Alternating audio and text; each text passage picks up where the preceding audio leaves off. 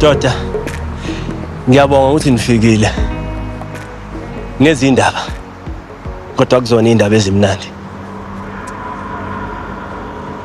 Umasipala usiphuca ama-contract ethu. Ngisho nale contract kaStobe yathinteka nalapho.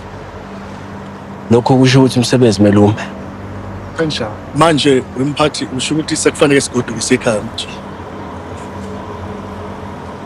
Kunjalo.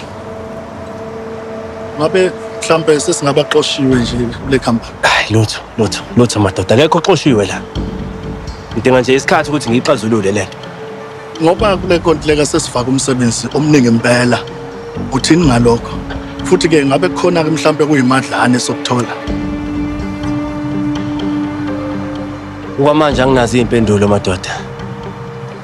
Kodwa enganithembisa kona ukuthi ngizonza konke kusemandleni ami ukuthi ngiyixazulule lento sibuyele emsebenzini.